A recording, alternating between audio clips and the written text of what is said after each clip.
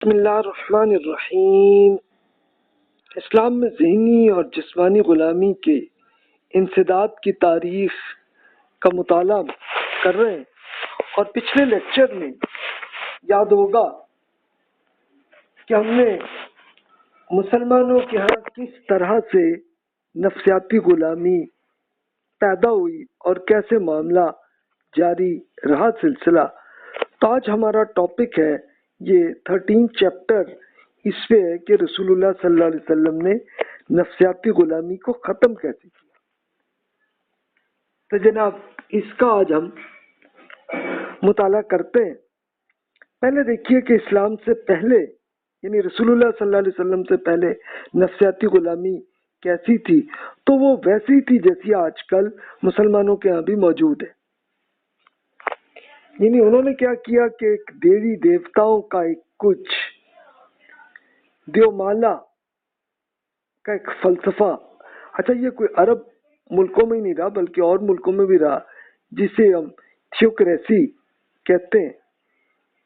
تو یہ اس کا فلسفہ یہی آیا کہ جس میں جو میں نے پچھلے لیکچر میں عرض کیا کہ جناب خدا جو ہے وہ انسان کی شکل میں آ جاتا ہے، تو پھر جس انسان کو ایسا سمجھ لینا تو جناب اسی انسان کی پوجا کرنا، اور وہ انسان جب فوت ہو جاتے وہی صاحب جن کو وہ خدا سمجھتے تو جناب انہی کے مجسمے بنا کے اور اس کی پوجا کرتے۔ اور مسلمانوں میں چلیں اس کے انہوں نے مجسمے نہیں بنائے لیکن انہوں نے اس کی شکل قبر کی بنا دی، قبر پہ مزار بنا دیے اور وہاں ان کی پوجا کرنے لگے۔ جیوز نے جیسے حضرت عزیر علیہ السلام پہ خدا کا بیٹا قرار دیا، کرسچنز نے حضرت عیسیٰ علیہ السلام کو اللہ کا بیٹا قرار دے کے، اور پھر انہوں نے یہ مشرکانہ وہاں پہ بھی یہ سلسلہ جاری رہا۔ تو اس کے لیے اب رسول اللہ صلی اللہ علیہ وسلم کے دور میں جو سچویشن تھی، اس کے لیے ایک حدیث میں رسول اللہ صلی اللہ علیہ وسلم کا ارشاد میں آپ سے شیئر کرتا ہوں۔ یہ سیدنا ادی بن حاتم طائی رضی اللہ عنہ بیان کرتے ہیں۔ ادی بن حاتم یہ ایمان لائے تھے تو اس وقت وہ رسول اللہ صلی اللہ علیہ وسلم کے پاس آئے، اور یہ کرسچن تھے بیسیکلی، اور ان کے والد حاتم طائی بڑے مشہور ہیں، ان پہ تو بڑی کہانیاں بہت کچھ لکھی گئی ہیں، آپ پڑھ بھی چکے ہوں گے۔ تو ادی رضی اللہ عنہ آئے تو وہ بتاتے ہیں کہ میں رسول اللہ صلی اللہ علیہ وسلم کے پاس آیا تو میرے گلے میں سونے کا ایک سلیب لٹک رہی تھی، تو رسول اللہ صلی اللہ علیہ وسلم نے فرمایا ادی اس بت کو آپ اتار دیجئے۔ میں نے آپ کو سورہ توبہ کی یہ آیت تلاوت کرتے ہوئے سنی۔ تو اب یہ قرآن مجید میں اللہ تعالیٰ کا ارشاد ہے جو سورہ توبہ میں فرمایا کہ ان اہل کتاب نے اللہ کو چھوڑ کر اپنے علماء اور صوفیاء کو اس کا شریک بنا لیا، اور فرمایا کہ یہ لوگ ان کی عبادت تو نہیں کرتے تھے مگر جب وہ کسی چیز کو حلال قرار دیتے تو اسے حلال سمجھتے، اور جب حرام قرار دیتے تو اسے حرام سمجھنے لگتے۔ تو یہ جیسے ان کے سینٹ نے جو کچھ کہا تو بس جناب آنکھیں بند کر کے اس کی پیروی کرنے لگے۔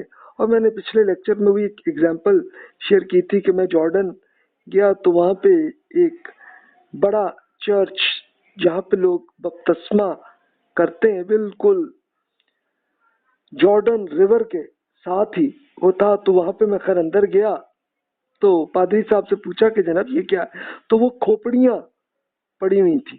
میں نے کہا یہ کیا ہے جناب؟ کہتے یہ جناب یہ فلاں سینٹ جو ہیں یہ ان کی کھوپڑی ہے، تو یہ بھی انہوں نے رکھ لیا۔ تو اس سے آپ اندازہ کر سکتے ہیں کہ نفسیاتی غلامی کس طرح سے کی، یعنی دوسرا کسی آدمی کے یعنی جس کو انہوں نے خدا یا خدا کا بیٹا یا خدا کا دوست جس کو بھی بنا لیا تو بس اب ان کی آنکھیں بند کر کے پیروی کرنی ہے، ان پہ اختلاف نہیں کر سکتے۔ یہ تھی نفسیاتی غلامی۔ تو رسول اللہ صلی اللہ علیہ وسلم نے اس کا خاتمہ کیسے کیا؟ اب یہ سوال پیدا ہوتا ہے. یعنی فکری آزادی کے معاملے میں اسلام کے اصلاحات ہیں کیا؟ اس کے لیے دیکھیے کہ ہم قرآن مجید سے شروع کرتے ہیں کہ غور و فکر کی قرآنی دعوت تھی.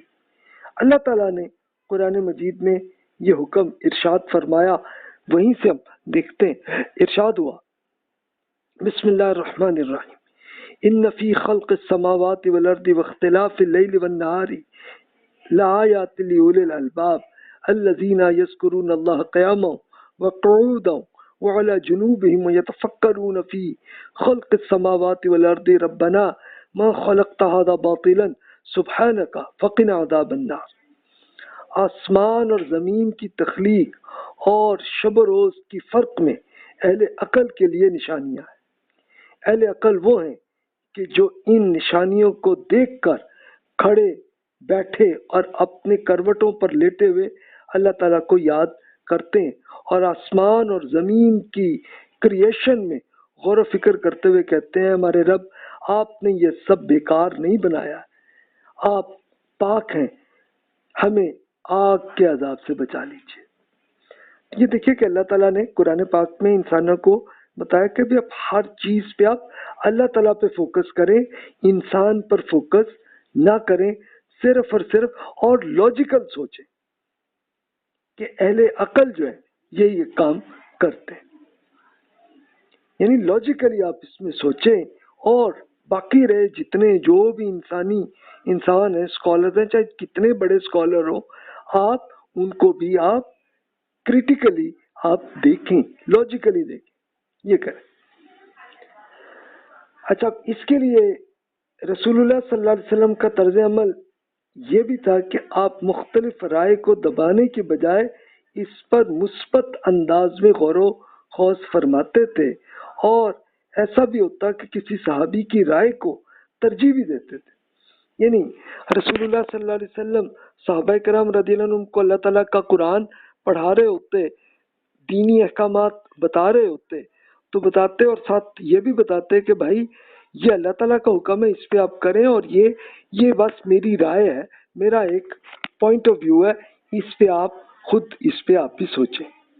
اس کے لیے کچھ احادیث میں آپ سے یہ شیئر کرتا ہوں، بڑی مشہور حدیث ہے صحیح مسلم کی، جس میں سیدنا رافع بن خدیج رضی اللہ عنہ بیان کرتے ہیں کہ رسول اللہ صلی اللہ علیہ وسلم مدینہ تشریف لائے تو وہ اہل مدینہ کھجوروں کے پیوند کاری کو ہم کیا کرتے تھے. تو آپ فرمایا بھی آپ لوگ یہ کیا کرتے ہیں؟ تو وہ لوگوں نے بتایا کہ ہم تو یہی کرتے آ رہے ہیں.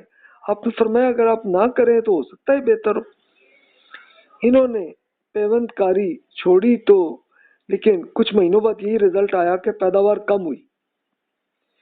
تو انہوں نے آ کر رسول اللہ صلی اللہ علیہ وسلم سے ذکر کیا تو آپ نے فرمایا میں تو ایک انسان ہوں مگر اللہ کا رسول ہوں، اگر میں آپ کو دین سے متعلق کوئی حکم دوں تو اس پہ عمل کریں، اور اگر اپنی رائے سے آپ کی کوئی بات کہوں تو میں انسان ہی ہوں، آپ اپنی دنیاوی امور کو خود بہتر جانتے ہیں.